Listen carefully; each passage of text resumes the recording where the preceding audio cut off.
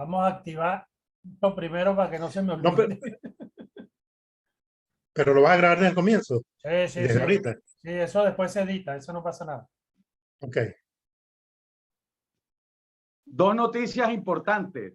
Ayer la Sala de Cuestiones Preliminares autorizó el inicio de la investigación en Filipinas. Ah, sí. Sí. Y hoy la misión independiente de determinación de los hechos de Naciones Unidas presentó el segundo informe y deja a la justicia venezolana en el sitio que le corresponde. Qué bueno. todos conocemos. Ajá. Interesante por todo lo que está pasando, ¿no? Claro. Oye, qué bueno. Dice en uno de sus párrafos, los jueces y fiscales de Venezuela han tenido un papel muy importante en graves violaciones de derechos humanos contra opositores al gobierno de Nicolás Maduro y existe una profunda erosión de la independencia judicial en el país. Toma ya. Toma ya. Sí, señor. Va a ser interesantísimo eso porque, bueno, se está produciendo en un momento donde se está hablando de justicia y yo creo que el fiscal, sobre todo para el fiscal de la Corte Penal Internacional, este informe va a ser importante, ¿no? Sí, es un empuje, Claro. sin duda alguna, un impulso importante. Claro.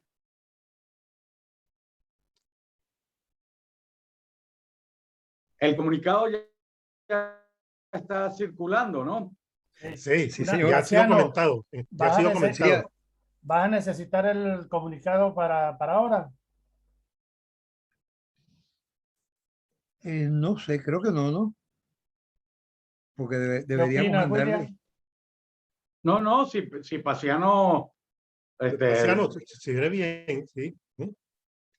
¿Qué cosa querías? ¿Qué dice el presidente? Que lo leyéramos, dices tú. Sí. Si hay algún momento, tú eres el director de la orquesta. La voz cantante. Wilfredo, tenlo preparado por si acaso lo requerimos Por para si leer. acaso. Ok, voy a ello. Güey. Y si no, lo comentamos ya después que escuchemos a Orlando y arranquemos. Voy a ello. Así es. Orlando tiene ya el link para entrar. Sí, ya nos saludamos todos. No, ya está aquí. Sí, señor. Ah, qué bien. Saludamos a Raúl Ochoa, a Gonzalo Guerrevere, que me llamó por ahí, a Eddie, al embajador, al Walter, o al otro embajador, al embajador Orlando, puros embajadores. Así es. Gracias, Paciano. Te llamé porque el Zoom me estaba pidiendo autorización del host y como Luis no está, veo ahora que es Wilfredo Castro. Sí, señor. No sé si hay algunos otros en la sala de espera, es el motivo del comentario. Yo le estoy dando entrada. Wilfredo le está dando entrada. Ok. Sí, señor.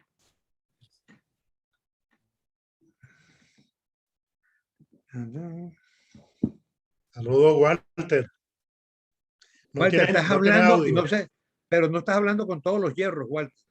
Sí. Tienes que abrir el micrófono. Negativo, Walter. No sé, no, Walter, no se escucha. Habla con todos los hierros, Walter. No cargo el aparato ortopédico, por eso ando con todos los hierros.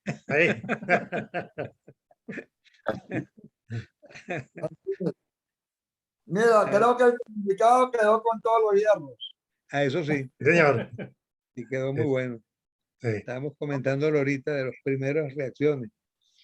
Y ahora se agrega el informe de la Misión Internacional Independiente. Sí. Parece que sí, señor. En buen momento. Estupendo momento. Le abre el camino al fiscal para actuar. Colocas el tema y se dan nuevos elementos. Sino que no hay nada que discutir en México porque allá la Misión Internacional Independiente lo dijo todo. Dijo que el Poder Judicial era como la vaca de con puro pelo cachubuche y de paso no le echen plástico. Juan Ramón Molina Cabrita. Buenas tardes, hermano. Tienes el micro cerrado, Juan Ramón. Orlando ya se incorporó, Orlando Viera Blanco. Sí, Sí, sí. Sí. Pues, ¿qué tal si nos ponemos, esperamos unos minutos más? A que Orlando a lo mejor está haciendo algo y que él termine, Ok. se conecte en pleno y le damos, pues ya. Y bueno, Paciano que tiene la voz cantante. Orlando está ahí. Sí. sí, nosotros lo saludamos, pero no sé, Walter, si tú quieres, te comunicas con él. No, pues yo ya me comuniqué con él. Yo creo que Bueno, sí, lo sabemos. Debe estar haciendo Él no lo dijo. pero lo que hay que pedirle si ya está disponible para iniciar. Por eso, sí. Déjame, para eso está el teléfono, vamos a ver si. Exactamente.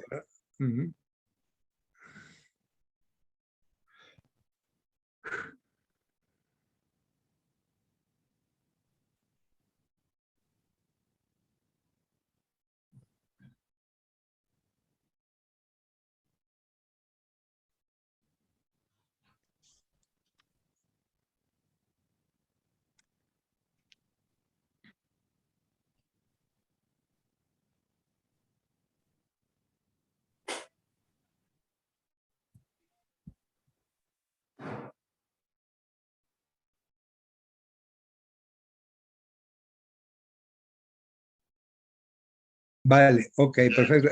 Te esperamos para comenzar. Ok, vale.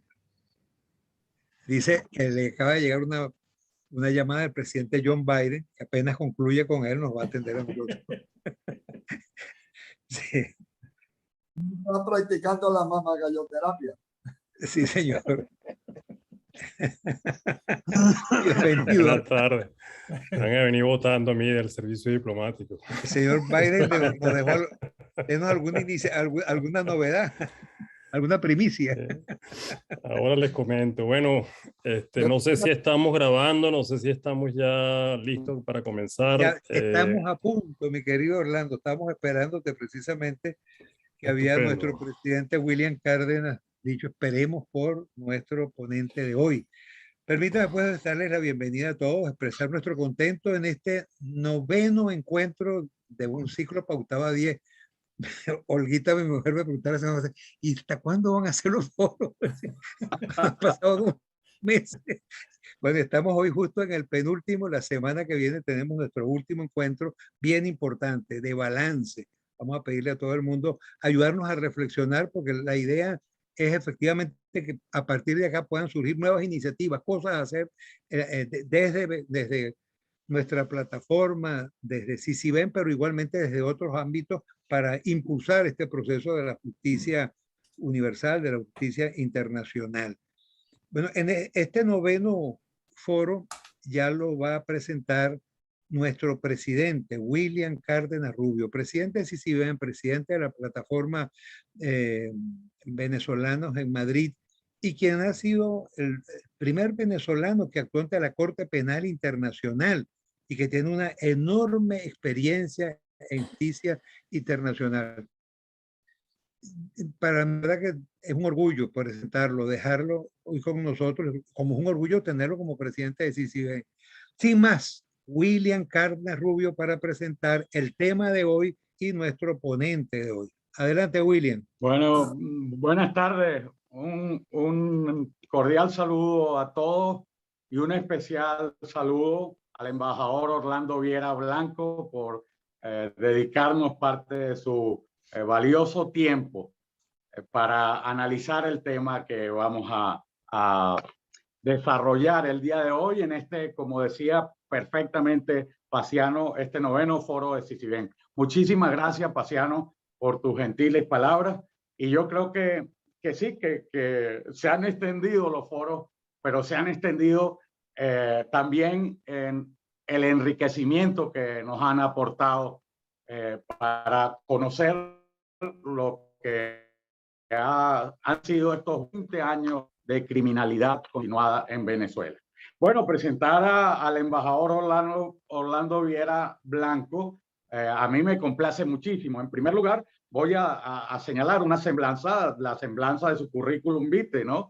Es abogado cum laude egresado de la Universidad Católica de 87, con posgrado en Derecho Mercantil, diplomado en Propiedad Intelectual en Nueva York, maestría en Ciencias Políticas de la Universidad Simón Bolívar, maestría ejecutiva en Administración de Negocios, summa cum laude en Westfield University, diplomado también en la Universidad de Quebec en Montreal, profesor de Cultura Política, Liderazgo y Valores Democráticos del IESA, escritor, columnista por más de 30 años en el Universal y múltiples periódicos y portales, moderador de televisión del programa de televisión Enfoque Global, embajador jefe de la misión diplomática de Venezuela, padre de 4 hijos, felizmente casado, venezolano orgulloso de nuestro linaje. Así se define efectivamente, y yo creo que esto coincide con lo que ha sido, bueno, pues lo que Orlando nos ha demostrado durante todo este tiempo de lucha para el rescate de las libertades y de la democracia venezolana. Yo tengo que decir que conocí a Orlando hace unos 3, 4 años aquí en Madrid y me llevé una gratísima impresión de saber por su angustia y preocupación por lo que nos estaba pasando en Venezuela y por supuesto él conoce al detalle la cantidad de situaciones que hemos tenido que vivir, que ha tenido que vivir la población venezolana en estos 20 años de angustia y de dolor. Pero particularmente, bueno, pues yo creo que Orlando está en un lugar extraordinario para podernos dar luces acerca de lo que ha sido la denuncia inédita, primera vez que ocurría de 6 estados parte a una auténtica organización criminal que está instalada y que ha secuestrado los poderes públicos y las instituciones en Venezuela. Uno de esos países es Canadá. Y a Canadá ha sido destinado por el gobierno interino del presidente Juan Guaidó, Orlando Viera Blanco como su representante. Yo creo que esto le ha permitido tener acceso a una cantidad de detalles importantísimos que gravitan sobre lo que pueda pasar en la Fiscalía de la Corte Penal Internacional y en la Sala de Cuestiones Preliminares yo creo que más temprano que tarde. Así que con muchísimo gusto, para mí es realmente un placer tener a Orlando entre nosotros, compartir esto que ha sido una experiencia, un ejercicio académico, un ejercicio de conocimiento importante sobre lo que ha ocurrido en nuestro país. Así que con muchísimo gusto, embajador, le oiremos con mucha atención y mucho detenimiento. Bueno, pues sí, querido William, muchas gracias por tus palabras, por tus expresiones de calidez, de reconocimiento. Quiero, obviamente, saludar inicialmente a nuestro querido Paciano Padrón, que hoy está al frente de esta importante organización que la vine a hacer, de la cual me siento parte, por cierto, y que cuando me despidan pues, de este cargo me reincorporaré disciplinadamente para desplazar del cargo de presidente a Paciano Padrón. Así que ya estamos en esa ruta. Yo te ayudo. Muy bien. Efectivamente, también quiero saludar, por cierto, bueno, a todos. Esto no va a ser una ponencia magistral, esto va a ser una conversación entre hombres conocedores del asunto, con Walter Márquez, quien siempre ha sido un aliado en estos temas. Hemos estado juntos también, bueno, caminando, rodando, como lo quieras ver, Walter, el mundo en La Haya. Hemos estado, igualmente he contado con el apoyo de Bitoco, que está aquí, del profesor Salgueiro, en fin. Saludo igualmente a Álvaro Briceño, quien es el jefe del despacho, de nuestro despacho en Canadá, y a todos los integrantes, y un saludo cordial también a mi esposa que está presente, Gaby, dando fe de que el matrimonio continúa. De tal manera que para comenzar con la ponencia, lo primero que quiero comentar, siguiendo la idea del torbellino, porque así le dicen a mi querido William, con sus afanes y sus cualidades taurinas, al torbellino,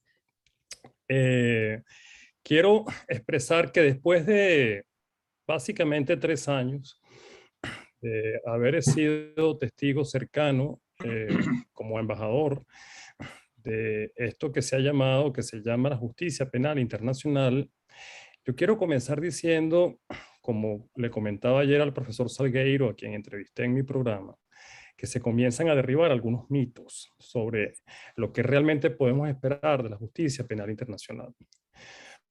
Uno de los mitos es que ante esta instancia no se radican cientos o miles de casos. Eso es importante aclararlo porque lo que debemos esperar de ella, de la justicia penal internacional, son responsabilidades y en consecuencia penas o condenas dirigidas muy puntualmente a quien se considera, digamos, cabeza de una cadena de mando donde ni están cientos de acusados, como tampoco hay ni existen en la Corte con la situación Venezuela 1 cientos de denuncias acreditadas en los términos de sustentación probatoria que esto merece. A mí me parece que en términos éticos es importante aclararlo porque se ha generado una expectativa inmensa con relación a esta Corte, cuando en realidad la Corte viene procesando relativamente no pocos casos, ya voy a aclarar, sino que un universo muy puntual de casos que cuentan con la debida sustentabilidad probatoria y con los testimonios recogidos mediante la metodología de rigor, metodologías de entrevistas que le permiten a ellos avanzar en lo que ha avanzado. Sin duda alguna, debemos reconocer, y esto lo ha denunciado Walter, que ha habido dilación. Sin duda alguna no ha habido, digamos, una eficiente avance en el proceso, o más los que representamos víctimas ante esta Corte, pero en descargo de las cosas, repito, también la Corte ha esperado por darle mayor visibilidad probatoria, mayor rigurosidad a lo que es el procedimiento. Tenemos en este momento denuncias debidamente acreditarias con una fuerte sustentabilidad probatoria, como la denuncia de la fiscal Ortega Díaz. Tenemos informe que alguien mencionaba por allí, que hoy sale el segundo informe de la Fact-Finding Mission. Este informe procesó 239 incidencias en más de 2.000 párrafos y 450 páginas, lo cual además se hizo durante un año y que, por cierto, esto es costoso. Esto es muy costoso. Entonces, imagínense ustedes la irresponsabilidad que comporta cuando algunos dicen que tienen cientos de denuncias y lo hacen vía Twitter y le crean, digamos, a la población la sensación de que cómo es posible de que habiendo 200, 300, 500 denuncias de tortura, esto todavía no haya sido objeto de justicia. Tenemos el informe de la OEA 2018, en el cual también se recogieron testimonios directos con una actividad probatoria sustentable, donde estaba el juez Cantón, Irving Kotler, de aquí de Canadá, quien es una leyenda viva, el último abogado vivo de Mandela. Y todo esto se tiene que también superar otro obstáculo, que es que si se considera o no esto vinculante a los fines de la Corte Penal Internacional. Este servidor estuvo en Ginebra hace cuestión de año y medio y me reuní con el despacho de la alta comisionada de derechos humanos, la señora Bachelet, y fue notorio saber que todo lo que se produce tanto en este despacho de la alta comisionada como en la Fact-Finding Mission es relativamente vinculante, porque aunque todo pertenezca a una misma familia de derechos humanos, la Corte tiene la reserva de valorar todos estos hechos una vez que determina que hubo una metodología correcta, que hubo una recolección probatoria, digamos, acorde con los procesos. Es decir, que no todo sucede con la inmediatez ni con la rigurosidad que, repito, se le ha dicho a la opinión pública. A partir de allí, entonces tenemos hoy una realidad. La remisión inédita nunca se había producido, que 6 países en su momento, a saber, Chile, Canadá, Paraguay, Perú, Colombia y Argentina, hicieron en su momento. Esto es el 28 de septiembre del 2018, y la cual también abre muchas divergencias interpretativas en cuanto a cuál debe ser ante una remisión la actitud del fiscal o de la fiscal. Hoy comienza a encontrar realmente asidero real para concluir. Primera conclusión, que tenemos virtualmente cerrado la fase preliminar que decretó la señora Bensouda en febrero del 2018, y que estamos ciertamente a las puertas del inicio de una investigación. Ciertamente, fíjense que hoy mismo, es un breaking news, está siendo publicado el reporte de la Comisión de Determinación de Hechos de las Naciones Unidas de Derechos Humanos, en la cual es muy importante recalcar y subrayar que se enfocó en desmontar la complementariedad, o si lo queremos decir en positivo, se dedicó de alguna manera a activar la complementariedad negativa. Esto es la jurisdicción que de manera complementaria, quiero aclarar que no es ni residual, ni sustitutiva, ni supletoria, sino complementaria, tiene la Corte. ¿Y por qué quiero decir esto de complementaria? Porque también sobre la complementariedad hay mucha, digamos, confusión, y algunos pretenden también confundir a la opinión pública sobre esto. Por eso es que me gusta este foro, porque tenemos que hablarlo entre expertos. Y no es que me considere un experto, pero me considero, al menos ya que tengo alguna lectura sobre lo que viene sucediendo en una corte que es relativamente joven y que tiene una doctrina bastante precisable. Digo joven porque fue recientemente creada hace apenas unos 18 años. ¿Qué quiero comentar con lo de la complementariedad? Con su carácter complementario. Bueno, que fíjense ustedes que ya se hacen públicas las versiones editadas de las partes por una resolución de la Sala de Cuestiones Previas hace relativamente no más de 3 meses. Esta Sala de Cuestiones Previas ha dicho, entre otras cosas, que aun cuando haya colaboración, que aun cuando haya intervención, que es el deber además del fiscal con el Estado venezolano, eso no impide o no puede, y literalmente dijo esto no puede obstaculizar, manchar la posibilidad de intervención de esta Corte si se determina que ante eventos o ante crímenes de lesa humanidad ha habido inacción por parte de la justicia venezolana. Y remata diciendo esa misma Sala de Cuestiones Previas que en efecto ha habido inacción, ha habido justicia, no ha habido justicia en Venezuela, la cual no considera ni imparcial ni considera en todo caso autónoma e independiente. Esto es muy importante porque ya la sala se ha pronunciado. Esto no había ocurrido en el caso Venezuela, el caso Colombia 2004. Y aquí por eso apelo nuevamente a pedirle a todas las personas que están aquí con voz autorizada que por favor, de manera responsable, nos aboquemos a desmentir aquellos mensajes confusionales que pretenden decir que una mesa de negociación estaría de alguna manera afectando, vulnerando, restando el trabajo que se ha hecho en la Corte Penal Internacional durante muchos años. Esa es una aseveración que me empeño en decir, es una terrible aseveración irresponsable, porque enrarece más la complejada situación política y la situación de frustraciones que se vienen generando en el colectivo venezolano. Si hay una esperanza real, autónoma, independiente, que obra sobre la base de una rigurosidad metodológica y una rigurosidad procesal, es la que se estima en la Corte, por cierto, insisto y subrayo, muy diferente a la realidad 2004 cuando llegó el señor Uribe al poder en Colombia, porque aquí ha habido un avance muy importante en lo que es el proceso. ¿Por qué muy importante? Bueno, Canadá, por cierto, impulsó la Fact-Finding Mission. Canadá ha sido uno de los países que en el periodo que correspondió al 2020 de la Fact-Finding Mission subvencionó económicamente esta esta comisión, y por eso fui a Ginebra para abogar por la continuidad, por el voto favorable de esta misión para lo que ha sido la gestión de este año. Este año, dice esta Corte, se enfoca precisamente, les decía, en desmontar la complementariedad. Acabo de lanzar una cadena, un hilo, en donde más o menos textualmente cito lo que dice el reporte del día miércoles, del día de ayer, de la Fact-Finding Mission. Entre otras cosas dice que ha habido o se ha detectado una responsabilidad de jueces, fiscales y de órganos de inteligencia del Estado en reprimir opositores o aquellos que tienen percepción de oposición.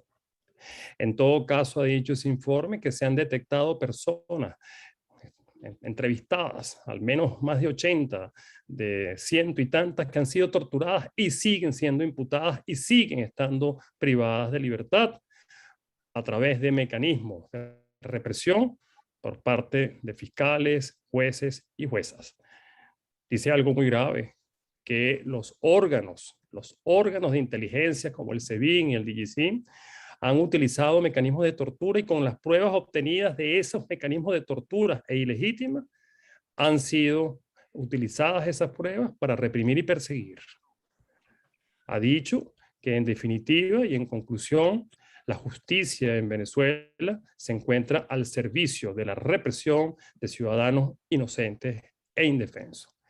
Esto, en conclusión, a los fines de lo que se está esperando en la Corte Penal Internacional, desmonta por completo la complementariedad, o digamos, si había dudas de que la Corte Penal Internacional, si a alguien le quedaba alguna duda de que la Corte Penal Internacional tenía ya una jurisdicción para intervenir ante la inacción de la justicia venezolana o ante las tropelías o ante los desafueros que ya se cometen, la Fact-Finding Mission viene con esta determinación a darle fortaleza al criterio de que la Corte Penal Internacional puede perfectamente pasar a lo que llaman ellos cambio de fase, que es fase de investigación.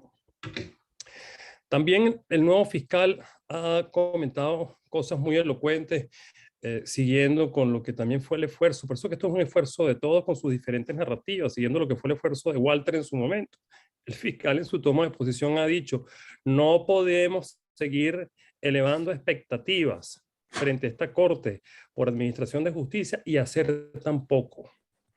Y comenta, por cierto, una frase muy típica de los londinenses cuando dice, la mejor parte del pudín es cuando se come. Está claro, el fiscal viene con un interés real en que expectativas que se han creado en torno a la administración de justicia en la Corte se aceleren. Obviamente, se aceleren con sustentabilidad jurídica. Pronto el fiscal aparentemente estará en Colombia, por cierto, donde desde el gobierno interino, sin deseo de intromisión, simplemente se harán los acercamientos vitalmente con víctimas que se encuentran en Colombia, como por ejemplo la viuda del capitán Acosta Arévalo. De tal manera que el fiscal también comentó, o más que comentar, cuando se hicieron públicas las narrativas, las ediciones editadas, y digo editadas, ¿por qué se edita? Porque se ocultan, digamos, los testimonios de víctimas o de familiares para protegerlos. Pero en las consideraciones jurídicas, la verdad que el fiscal dijo cosas como esta. Señor Saad, por ejemplo, yo colaboro con usted en lo que usted quiera que colaboremos, pero entienda muy bien que lo hago en el ánimo que no dilatemos más el proceso. Usted pidió una medida de control judicial. ¿Qué es una medida de control judicial? De reserva judicial. En el ámbito, dice el señor Saab, recuerdo del artículo creo que 68 del estatuto y del 18, bueno, él trata de una vez de activar la estrategia de complementariedad, dame el control judicial para yo tener la reserva, digamos, de estos procesos, y para ello he creado inclusive oficinas especializadas en materia de crímenes de lesa humanidad. Y le contesta, maravilloso, hablemos, colabore usted conmigo, es mi deber colaborar con usted, pero que no siga siendo esto una medida dilatoria, porque usted ha radicado aquí más de 213 páginas cuando realmente le correspondía no radicar más de 20. Y yo prometo contestársela si la sala de cuestiones previas me lo dice, pero lo voy a contar en un tiempo adecuado, teniendo en cuenta que si detecto, como en efecto se ha venido detectando, que no ha habido justicia en Venezuela, esta corte, este despacho, no va a allanarse de actuar en términos de complementariedad negativa. Es decir, en dos platos. Le ha dicho, vayámonos a la complementariedad positiva, pero esto no, le advirtió de una vez, no va a dejar de lado lo que ya la sala de cuestiones previas había dicho, la evaluación de la justicia en Venezuela como factor de inacción para que entre, digamos, la Corte a administrar justicia, quiero decir, a ir a fase de investigación. Eso lo dijo el fiscal, entre otras cosas. Se hicieron públicos también el intercambio de observaciones, el intercambio de incidencias entre las partes. La oficina de las víctimas pidió que se hicieran públicos y pidió, entre otras cosas, también conocer y saber sobre el avance real que se está realizando en la Corte Penal Internacional para ir a la fase de investigación. Entonces, ya voy cerrando la idea. Como este es un evento donde quiero subrayarlo, los que estamos aquí entendemos cómo ayudar, cómo colaborar en este proceso, digamos, de restaurar la democracia en Venezuela, en esta lucha tan desigual, en esta lucha ciertamente tan llenas de caminos espinosos, espinados e empinados. Bueno, los que saben de este tema, tenemos que asumir una narrativa que de alguna manera gerencie las expectativas, pero que aclare cosas. Y que aclare cosas con profesionalismo, con el mismo sentido jurídico, reivindicando la realidad de lo que viene sucediendo. Ahí están las fechas, ahí están los informes, ahí están las realidades, ahí están las incidencias reales que reposan en la Corte, y las expectativas realmente pueden decirse son favorables, son positivas, pero no generarle a la gente, por un lado, expectativa de que esto sucede de un día a otro, que la gente lo viene madurando, y por otro lado, desmentir con profesionalismo, con moderación, pero con sentido igualmente ciudadano y de consideración con las víctimas, que aquí en la mesa de negociación la justicia no se negocia. Como tampoco la justicia del Departamento de Estado de Justicia en Estados Unidos se negocia, porque sencillamente no se puede negociar. Esto no es algo de lo cual dispongan las partes en conflicto, y esto corresponde de manera autodeterminada y autónoma a cada país determinarlo, o a cada organismo multilateral decidirlo. Lo que suceda con el señor Saab, lo que suceda con el guardaespaldas de Chávez, con la enfermera, con el Pollo Carvajal, lo que suceda con cualquiera de ellos en un proceso de extradición es un tema de la justicia, y eso no tiene ningún tipo de incidencia en la mesa de negociación. Lo que suceda en la Corte Penal Internacional, lo que se decida en cuanto al cambio de fase y se siga decidiendo, no es un tema negociable del cual pueden disponer, digamos, las partes en disputa, porque eso es un proceso que pertenece ante todo a las víctimas de los crímenes de lesa humanidad, y pertenece entre todo a la comunidad de estados partes que precisamente suscribieron el tratado, el Estatuto de Roma, para esos fines, que son los fines de la justicia penal internacional. Lo voy a dejar hasta aquí por este momento, para que comencemos, continuemos nuestra conversación y abramos un poco entonces la fase de preguntas y respuestas. Muchas gracias. A ti, Orlando, gracias por esta introducción que efectivamente pones la mesa, colocas los temas de una manera pues magistral, has abierto muchísimo el panorama, y esto resulta interesante. Concluías hablando de la no negociación a partir de la no negociación de la justicia ni de los casos que conoce la Corte, a partir de este último llamado. Precisamente hoy circula, a partir de esta mañana comenzó a circular un acuerdo aprobado por CICIBEN, donde dejamos clara esa misma posición, de rechazamos cualquier intento de negociar que pueda tenerse. Por supuesto, la justicia internacional no se va a negociar, y ni las víctimas puedan esperar eso, ni es justo, y absolutamente, digamos, alocado. Por supuesto, sabemos las intenciones del régimen de ir desviando todo y llevándolo hacia su propio terreno. Si ahora hay tiempo un poco más adelante, pues veríamos ese comunicado para tenerlo perfectamente claro. Está el chat abierto para las preguntas que quieran formular y los, ¿cómo se llama? Los comentarios que quieran hacer.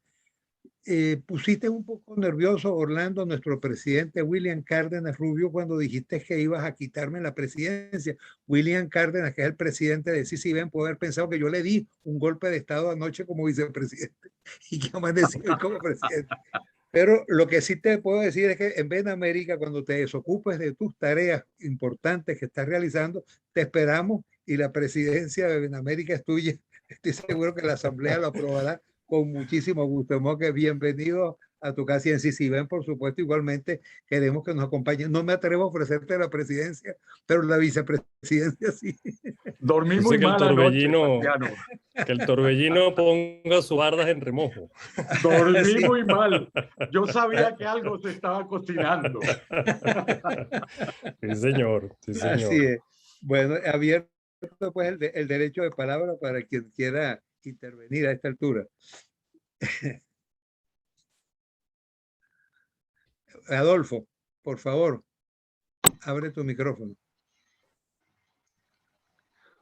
¿Cuándo va al aire el programa que grabaste, Adolfo? Eso se lo preguntas a Orlando, pero creo que no este domingo, sino el de arriba. El próximo domingo, ok, chéverísimo, estaremos Este, pendientes.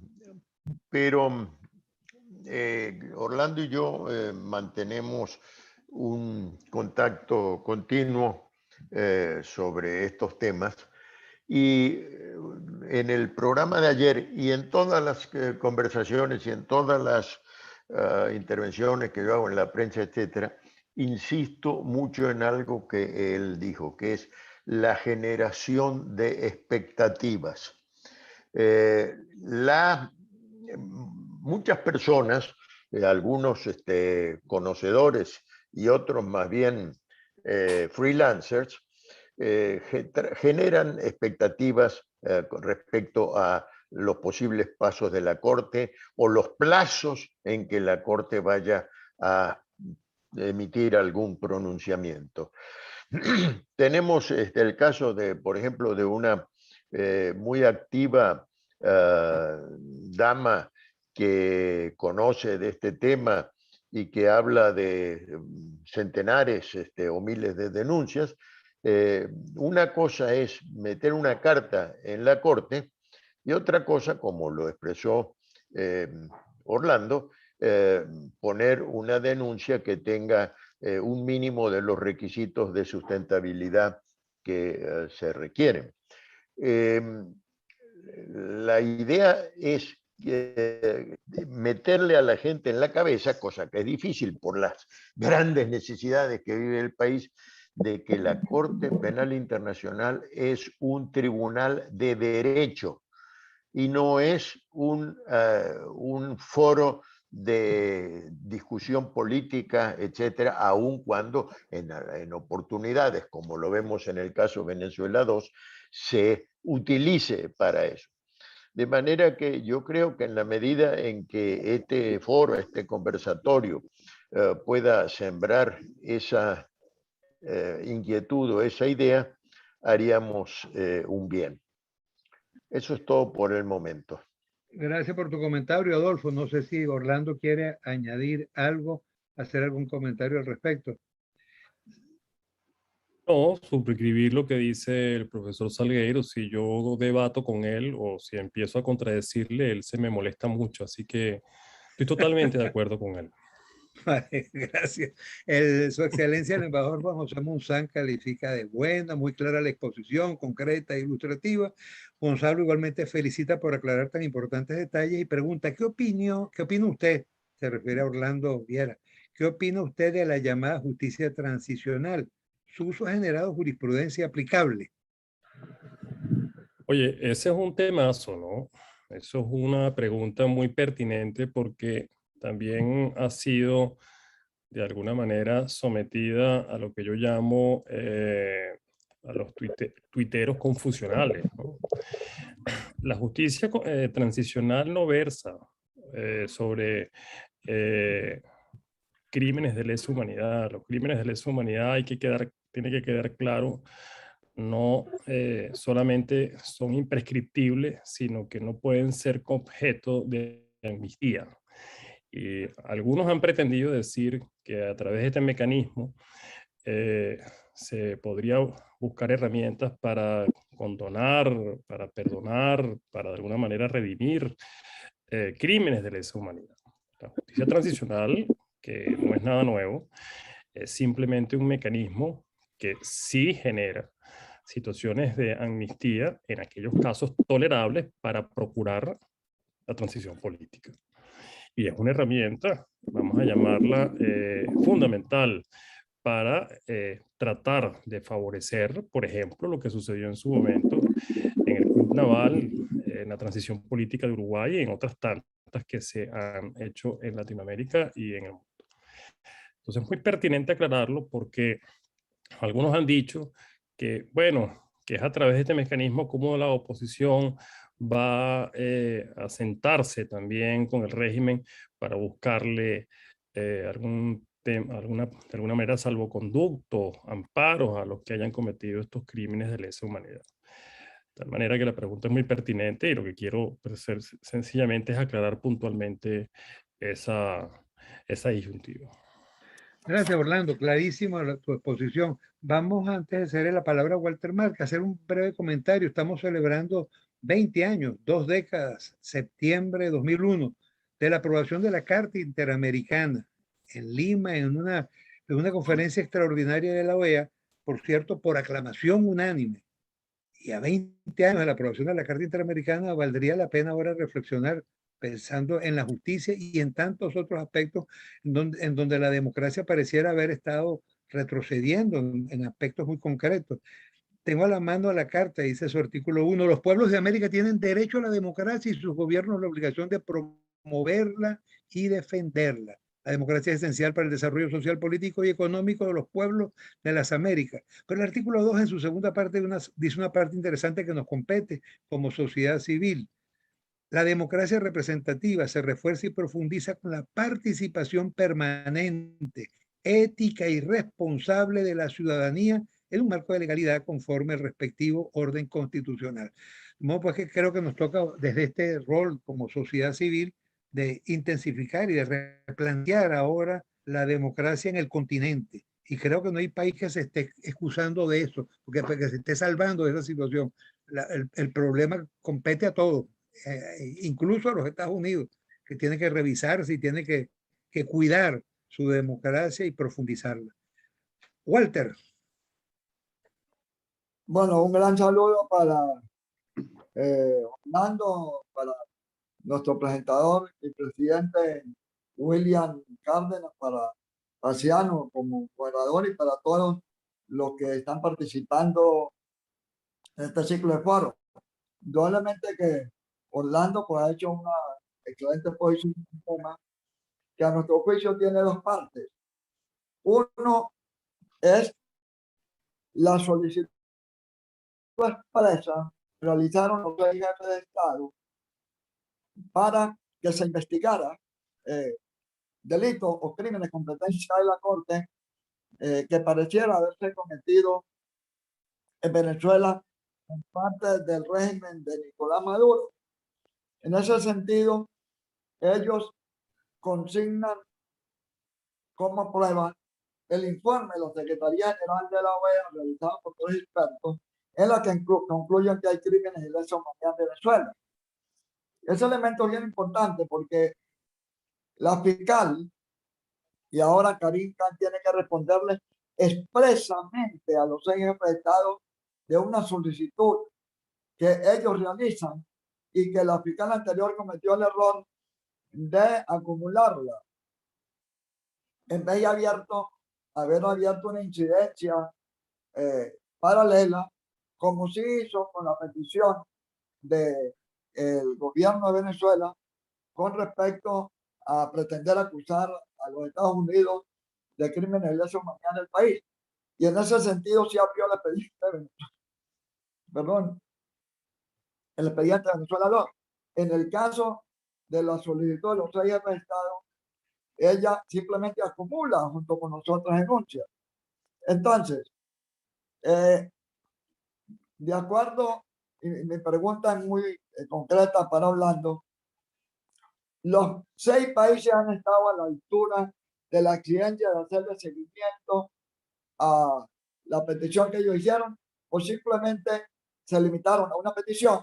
Nunca le hicieron seguimiento porque, de acuerdo a la información que yo tengo, jamás introdujeron un nuevo escrito, ni ninguno de los embajadores de esos 6 estados partes han tenido la diligencia que se han tenido los representantes diplomáticos del gobierno venezolano.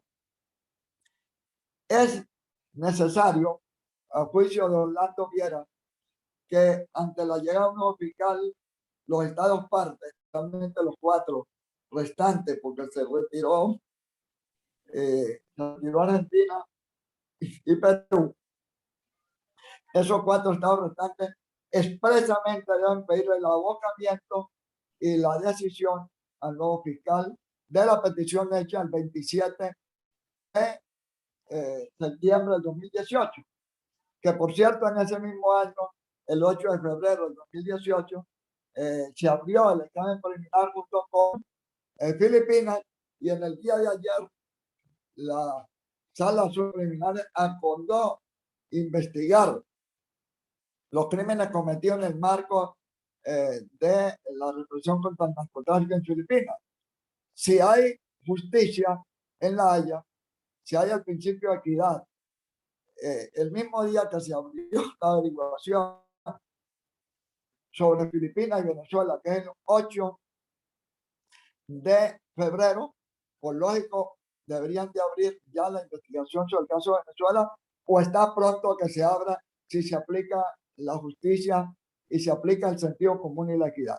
En concreto es, ¿qué deben de hacer los estados partes que suscribieron la solicitud de investigación contra Maduro en septiembre del 2018 en base a un informe de la Secretaría General de la OEA para impulsar procesalmente esta petición que yo hice? Gracias. Orlando, le complemento la pregunta de Walter, que él pregunta qué deben hacer los estados partes. Diría, ¿qué debe hacer el gobierno interino de Venezuela para mover esta situación? Tu micrófono, Orlando.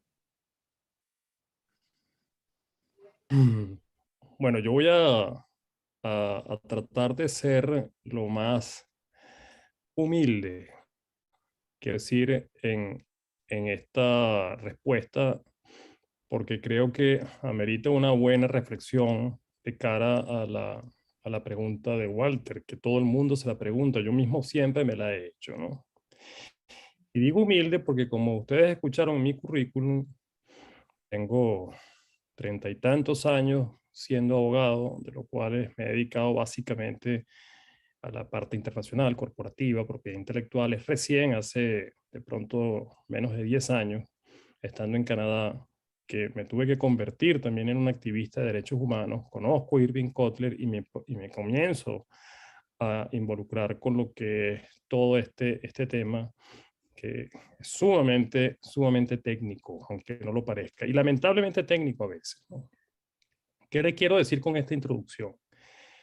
Cuando yo estuve con Walter, les comento una anécdota, en la Embajada de Canadá en La Haya, en mayo del 2019, y Walter hizo una exposición, por cierto, como es él, metodológicamente sustentada, argumentada, con lo que fue su denuncia frente a la Corte Penal Internacional por los desplazados, el desplazamiento forzoso que en Maduro por el cierre de fronteras.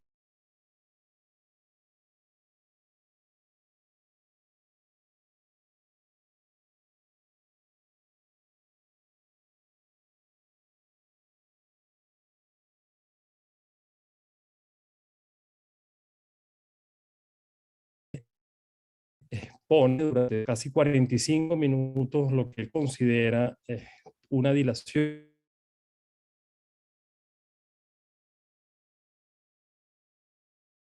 de justicia.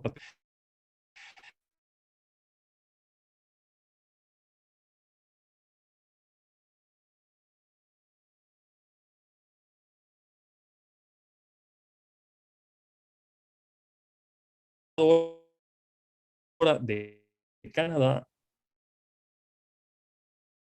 en La Haya, prácticamente sin palabra, pero ¿qué es lo que le impresionaba a ella? Por un lado, la fortaleza, no la valentía, quiero decir, la determinación de hacer esa denuncia, pero por otro lado, ella no entendía cómo se podía denunciar a una fiscal que había sido elegida por todos los estados partes y cuestionarla, porque en diplomacia eso no iba a tener asidero porque era una contradicción. Repito, quiero compartir esta anécdota para que veamos la importancia de tener una unidad operativa en lo jurídico, estratégico, político y diplomático. ¿Qué sucedió cuando fuimos a reunirnos en ese episodio? Porque no solamente nos reunimos con la embajadora de Canadá en La Haya, lo hicimos con también el embajador de Colombia y el embajador de Ecuador. Yo llegué de retorno a Canadá y me fui a reunir con GAC, Global Affairs Canada, y le pedí un impulso procesal. Lo que es un criterio muy localista, muy de los abogados que hemos sido abogados litigantes en Venezuela. Y Canadá me respondió, y esto lo digo nuevamente con transparencia, lo sentimos, embajador, pero eso se consideraría intromisión por parte de Canadá al proceso que se lleva ante la Haya, lo cual procuró de mi parte no un guau, porque ya nosotros somos de sangre latina, no de sangre canadiense, sino una gran indignación. Una gran indignación, y debo reconocer de pronto, me diría Bitoco, muy apasionada. Digo, cálmate a veces, Bitoco, ¿no? ¿Por qué? Porque yo no entendía cómo eso es una intromisión. Y digo, yo le respondí al consultor jurídico, pues dígale eso a las víctimas. Dígale a las víctimas de tortura, dígale a las víctimas de asesinato, de ajusticiamiento, que pedir un simple procesal, un estatus de lo que es la remisión, es algo considerado como intromisión de justicia. Pero fíjense ustedes que poco a poco, por eso es que es bueno analizar las cosas de cara a los acontecimientos, el resto de los países que hicieron la remisión mantuvieron la misma actitud. Cuando se consultó con Paraguay, con Perú, con Colombia, que lo hice con los embajadores aquí en Canadá, las cancillerías respondieron que ya en mano mantenernos que usar. Digo contable. Es lo que dice Walter, porque el tema no termina allí. Esto es político también. Les decía que esto es procesal, esto es técnico, esto es diplomático y esto es político.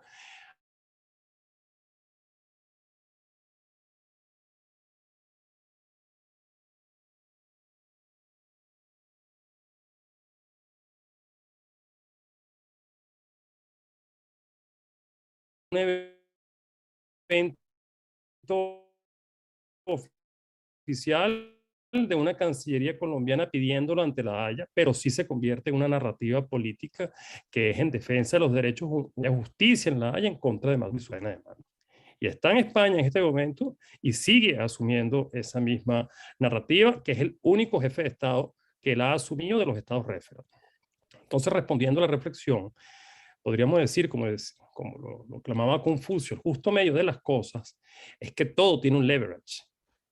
Los diplomáticos podemos tratar de impulsar los procesos y pedirlo, mínimamente hay que pedirlo, pero en diplomacia no vamos a encontrar una respuesta favorable a que los países que han hecho un referral, digamos, se involucren más de haber hecho la revisión la cual en su momento no necesariamente vino acompañada de una actividad probatoria, vino acompañado sí de una denuncia crítica. En el caso de la denuncia colombiana, por cierto, era en línea la que hizo Walter sobre los desplazados forzosos de la frontera y el cierre de frontera.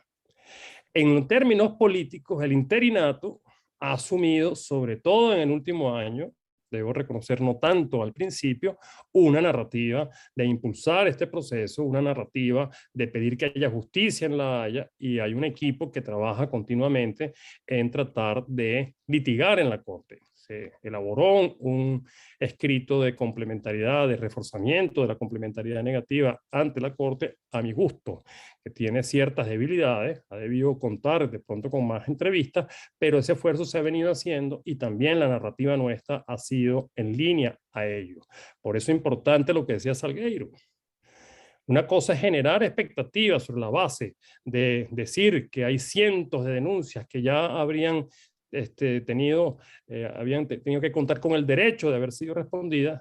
Hay unas referral que han sido sometidos a consideración de la Corte. Otro tema es ver la vida procesal, procedimental de una Corte joven. Entonces, en concreto, los de remisión han contado con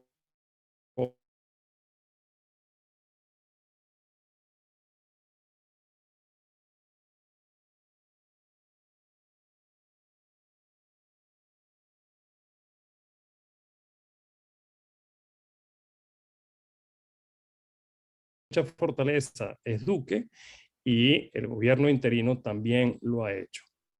En lo estratégico, tiene que seguir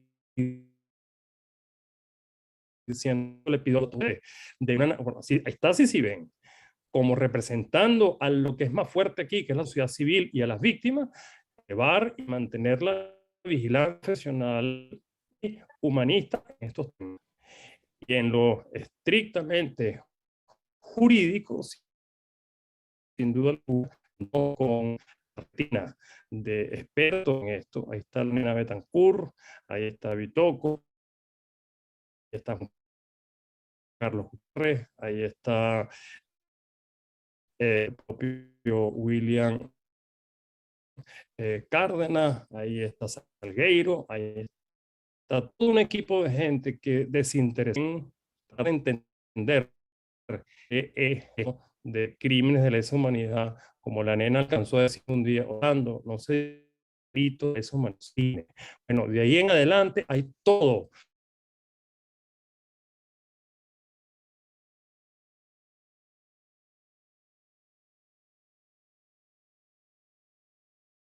Y político y diplomático que se sobremontan. Yo supongo que quien ejerce un derecho y una obligación como es la de denunciar, tiene después el mismo derecho de exigir que el caso vaya adelantando y que no se quede. Por esta explicación.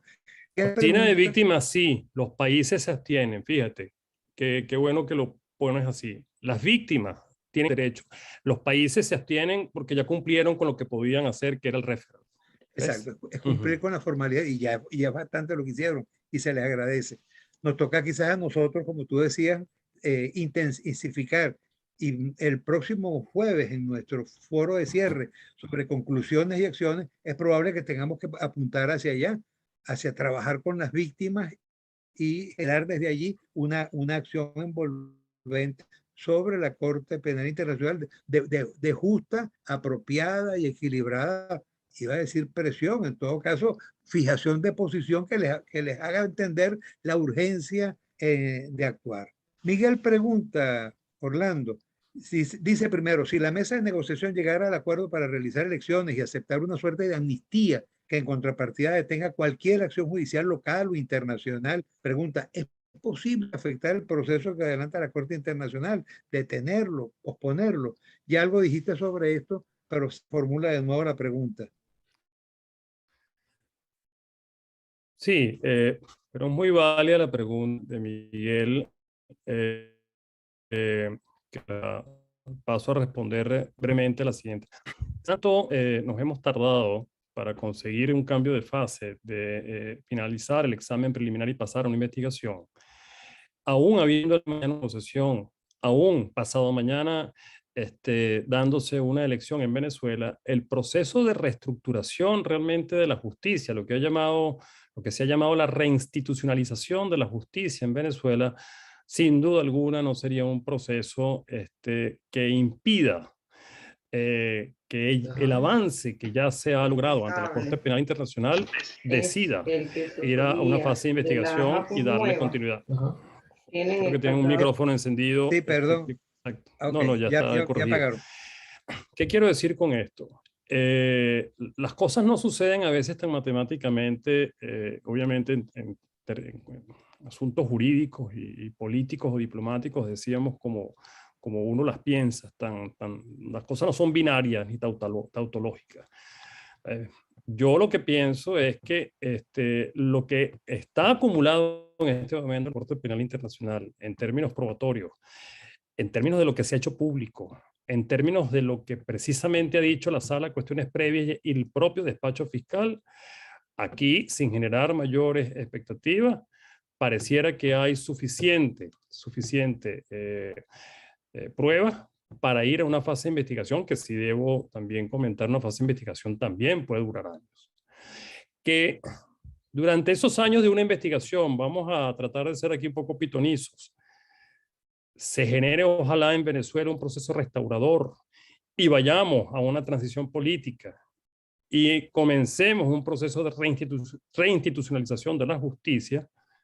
Bueno, en esos momentos, la independencia de la Corte, pero también su deber de colaborar con lo que esté sucediendo en Venezuela, bueno, veremos si en Venezuela se comienzan a producir condenas y lo que se llama actos de administración eficaz de la justicia. Pero a mí me luce que por lo pronto, a la pregunta de Miguel, es indetenible lo que está sucediendo en la Corte, y como no sabemos siquiera cuándo va a llegar la luz de restauración en el país, lo que sí tenemos es la luz de la justicia penal internacional, que luce, si no inminente, luce bastante sustanciada. Orlando, a ver si entendí de tu exposición. Va a llegar, y llegará, lo espero, lo más pronto posible, la democracia a Venezuela y la reinstitucionalización, y a marchar el proceso, el sistema judicial venezolano. Eso paralizaría, supongamos que ya se abra, y cosa que también espero ocurra pronto, se abra la investigación, ¿eso paralizaría o la Corte debe seguir el proceso ya abierto? No, la Corte debe seguir. Es que acaba de suceder ya también creo que fue el caso de al-Bashir. Fíjate que entraron en una transición política y lo están entregando. Lo que normalmente ocurre, por eso te digo que en la práctica lo que ocurre en este caso es que decíamos de la justicia transicional, reestructurar todo un proceso de justicia no va a detener para nada lo que ya ha adelantado la Corte Penal Internacional, y por el contrario, ahí lo que está planteado es que la Corte Penal Internacional, si tiene elementos suficientes, irremisiblemente, aún existiendo colaboración, ahí va a existir colaboración, puede existir lo que se llama una complementariedad positiva, pero estaríamos en un caso donde la colaboración es para generarle ya a la Corte todos los incidentes o reforzamientos necesarios que permitan concluir que ciertamente se cometieron crímenes de lesa humanidad que en su momento no fueron debidamente atendidos por el Estado venezolano. Entonces, mi respuesta es que no. Mi respuesta es que la Corte Penal Internacional va encaminada hacia hacer justicia en el caso venezolano, aún habiendo mañana o más allá un proceso de transición política en el país. Ok, gracias, Orlando. Víctor Rodríguez, adelante, Víctor. Muchas gracias. Bueno, primero, Orlando, te felicito como siempre, claro, preciso, contundente y acertado en el análisis. Yo comparto todo lo que dices, muy interesante. Eso lo hemos venido conversando acá en CICIBET todos estos días.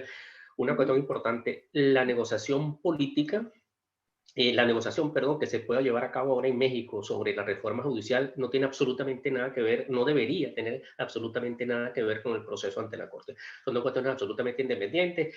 Una reforma judicial en Venezuela necesaria se haría en base, como lo decimos hoy en CICIBEN, en base al ejercicio de la soberanía popular, como debe ser, como debe establecerse, como tiene que ser, pero no tiene nada que ver con el examen preliminar. Eso debe continuar, esa investigación se va a iniciar en algún momento, y van a seguir, se van a abrir los casos, como es lo que se plantea normalmente cuando se inicia la investigación, los casos con nombre y apellido, que ya los tienen, por cierto, en todos sus informes y todo lo que se ha establecido y se ha documentado en la Corte. Con respecto a la justicia transicional, yo creo que, correcto, a veces confundimos la justicia transicional con el proceso judicial, pero eso va mucho más allá. La justicia transicional es un concepto mucho más amplio que abarca las cuestiones judiciales, penales, pero también abarca otras reformas políticas, reformas judiciales, reformas institucionales, reformas legales. Es decir, toda la justicia transicional muchas veces ellos la toman de manera para confundir como siempre o dilatar,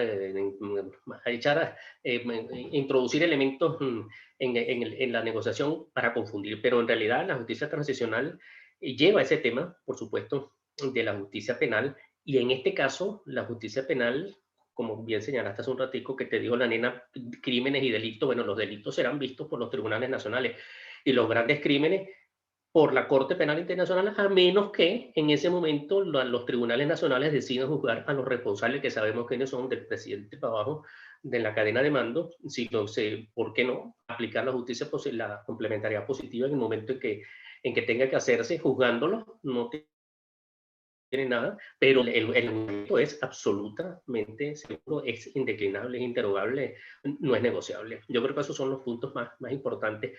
Podemos renegociar en México, la reforma judicial es necesaria. ¿Cuál reforma judicial? Yo no sé cómo sería, ni los temas que se están tratando o que están incluidos en ese proceso, pero en todo caso es un proceso que no debería tener absolutamente nada que ver. Ellos tratan de vender la idea, por supuesto, en sus declaraciones, Rodríguez y el otro, de que para confundir, para desanimar, que sí, que están trabajando este tema y eso va a afectar. Y no tiene nada de raro que dentro de 3 o 4 días o dentro de 15 días, una vez llegado a un acuerdo sobre eso, va a La Haya, este señor Tarek William, y le diga, mire, aquí le traigo yo esto, ¿cómo es posible que tienen que detener esta investigación? Porque nosotros estamos avanzando. Eso lo hagan, muy probable que lo hagan. Pero no puede tener ningún efecto y la fiscalía no es una fiscalía cualquiera. Yo no creo que tiene capacidad suficiente y voluntad política y jurídica suficiente para no detener el proceso por otra trampa como esta que pudieron plantear ellos en algún momento. Creo que eso es pero te felicito de verdad, bueno, como siempre, claro. Gracias, Orlando. Gracias a ti, Bitoco, por tu comentario. Miguel, después que escuchaba a Orlando, decía, dicho así, una vez escuchado el comentario de Orlando, entonces este punto no es negociable, como lo acaba de ratificar Víctor. Yo le pediría a Wilfredo nos coloque para que podamos compartir el documento que hoy aprueba, que hoy pone circular CICIBEN. Y mientras lo coloca, déjeme decirle que siempre nos ha acompañado desde el primer foro y hoy está también con nosotros, es el presidente de la Asociación Nacional de Jubilados de Venezuela en la Comunidad Valenciana de España y está de cumpleaños, de modo pues que lo felicitamos en esta reunión. Felicitaciones, Oscar.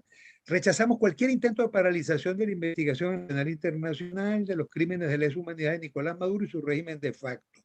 Dice que si ven en virtud de las negociaciones que adelanta México, el gobierno de facto de Nicolás Maduro y la plataforma unitaria, y ante el anuncio que se pretende impulsar próximamente una reforma del sistema judicial venezolano, considerando que la Constitución es el fundamento del ordenamiento jurídico, al cual están sujetos todos los órganos que ejercen el poder público, por lo que cualquier reforma judicial que se pretenda adelantar en Venezuela debe efectuar un poder legislativo independiente y autónomo, producto de elecciones libres y transparentes, lo que significa que cualquier reforma judicial depende directamente de la soberanía popular, considerando que en la Corte Penal Internacional, de la cual Venezuela es parte, Estado parte, cursan centenares de denuncias por crímenes de lesa humanidad contra Nicolás Maduro y miembros de su régimen dictatorial, y considerando por último que el problema fundamental de Venezuela es de carácter político y que bajo el modelo del socialismo del siglo XXI se ha deformado la recta administración de justicia, se han politizado los tribunales de la República, incluido el TCJ, controlando partidistamente todos los órganos públicos. Ante la grave situación descrita, CICIBEN acuerda rechazar de forma contundente cualquier reforma judicial al margen de la soberanía popular. Exhortar a los miembros de la comunidad nacional e internacional a no utilizar temas de distracción ajenos a la grave crisis compleja que afecta a todos los venezolanos. La institucionalización del Estado de Derecho y la recta administración de justicia pasan por respetar la soberanía popular y elegir una Asamblea Nacional que a su vez designe el Tribunal Supremo de Justicia y los demás órganos de administración de justicia. Por último, rechazar cualquier intento de paralización de la investigación que la Corte Penal Internacional debe decidir en un plazo razonable sobre los crímenes de lesa humanidad en Venezuela, pues se debe respetar el derecho de las víctimas a una justicia oportuna y a las reparaciones e indemnizaciones por los daños causados en las últimas décadas en Venezuela. Los derechos de las víctimas son innegociables y esos crímenes de lesa humanidad son imprescriptibles. De modo pues que, gracias, Wilfredo, este es el documento que hoy hemos puesto a circular y que fija claramente nuestra posición. Me alegra que coincidamos con el embajador Orlando Viera Blanco y que todos hemos coincidido en esta reflexión en el día de hoy. Sigue abierto el derecho de palabra. Tienes una pregunta que está allí de Gonzalo Aguerreberre, Paciano. Sí, sí, ya le iba a hacer, perdón, gracias que me recordaste. En lo político y en lo diplomático, la República Checa ha llevado un liderazgo sobre los derechos humanos bajo el liderazgo de Václav Havel, ya muerto. El Instituto Kasla es soportado por ese gobierno y su directora ejecutiva es Tamara Sujo. El problema es que la línea que soporta Tamara Sujo ante la CPI se limita al informe de la fiscal anterior, a la licenciada Bensouda. ¿Qué opina usted sobre esta posición limitada ante la CPI del Instituto Kasla?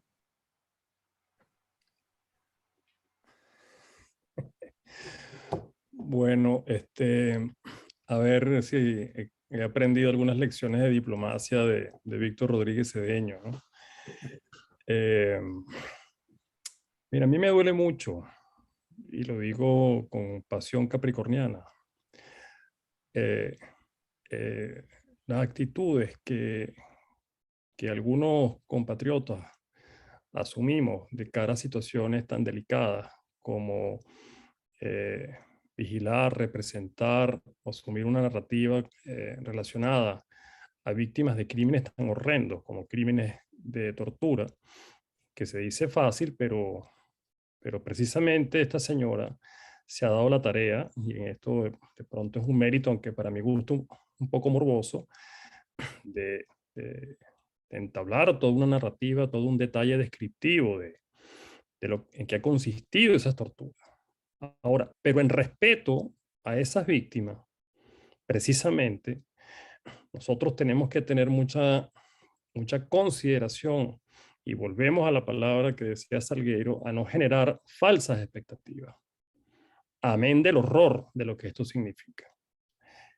¿Qué quiero decir con esto? A mí me duele mucho como venezolano ver, porque es parte también de nuestra cultura antillana, reactiva, de pronto irreverente, como decía Herrera Luque, una irreverencia mal administrada, ver cómo altos voceros y actores diplomáticos se han dedicado a tener una línea de confusión, a decir que esta mesa de negociación está afectando de forma torpe la justicia penal internacional. Y lo que me duele es que lo afirman sabiendo que eso no es así. Entonces, cuando nos hacemos la pregunta que por qué no avanzamos o de pronto hemos sido derrotados o hemos logrado la unidad, que en esto ayer escribía el padre Ugalde, la esperanza creíble, ¿por qué no se termina de construir la esperanza creíble?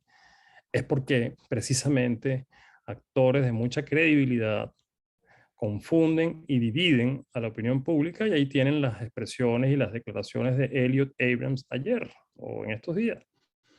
Estábamos todos unidos hasta que un señor se le ocurrió fragmentar todos los esfuerzos de unidad. La unidad no solamente se quiebra en lo político, la unidad en la opinión pública la han venido quebrando actores, por un lado, generando confusión y generando falsedades, y por otro lado, generando expectativas que no son reales, al punto hasta de apartarse y renunciar del gobierno interino como embajadora en la República Checa, por considerar que el gobierno interino, lo cual no es verdad, no iba en línea a lo que esperaba esta persona, que se ha convertido ciertamente, quizás es más su interés, en una vedette de los derechos humanos, pero bajo una cantidad de aseveraciones y de expectativas que no son reales. Esa es la verdad. Y esa es la verdad. Yo trato de, obviamente, y tengo que hacerlo, de no entrar en esa diatriba. Tengo rato que no la hice, pero en su momento lo denuncié. Cuando venía de Suiza, de Estrasburgo, perdón, del premio Sájarov, en ese momento públicamente dije, aquí en la Corte Penal Internacional nadie diga que tiene cientos de denuncias, porque en ese momento realmente acreditadas, realmente sustentadas, probatoriamente fundamentadas y además acompañadas de abogados acreditados en la Corte para ejercer, había una. La que tenía William u otros tantos, que obviamente también tienen un carácter de denuncia, desde el punto de vista de los componentes que le he dicho, no es que eso sea una deficiencia. Lo que quiero decir es que cuando se habla del artículo 13, 14 y 15 del Estatuto de Roma y de una acreditación que de pronto merezca una sustentabilidad probatoria, que uno pueda crear una expectativa, es todo lo que estoy diciendo. Entonces, en esos términos debe contar con estos componentes. No estoy, digamos, de alguna manera pretendiendo desconocer o pretendiendo quitarle mérito a otras múltiples que puedan haber en la Corte. Entonces, con toda humildad, les repito, aprende uno, y lo he aprendido en Canadá, y mucho de la mano con Irving Kotler. He visto cómo se teje en el despacho de Kotler, por ejemplo, para compartirle experiencias, cómo en esa cirugía se entreteje todo un mecanismo probatorio, cómo se tienen que hacer las entrevistas, cuál es el método de las entrevistas, en términos de cronología, en términos geodésicos, en términos de ubicación, en términos de locación, en pleno de probar hasta que el instituto que se llama SEBIN es SEBIN y por qué lo es y mediante qué decreto lo es. Quien declara dónde está, cómo es verdad y cierto que es familiar, pariente o víctima. Traducir después lo que dicen. Eso lleva mucho tiempo, eso es muy costoso.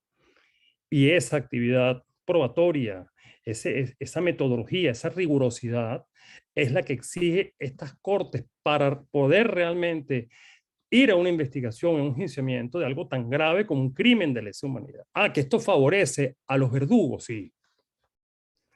Que esto favorece de alguna manera procesos o percepciones dilatorias, sí, como en efecto lo advirtió la Sala de Cuestiones Previas, quien dijo, no me dilaten más el proceso con esta medida de control judicial que además regañan al fiscal venezolano, que no es fiscal, al señor Sapi, le dicen, usted ha dilatado el proceso pidiendo una medida de control judicial que es extemporánea por prematura, porque aquí ni siquiera estamos en fase de investigación. ¿Cómo me va a pedir usted una medida de control judicial cuando ni siquiera estamos en la fase pertinente de investigación?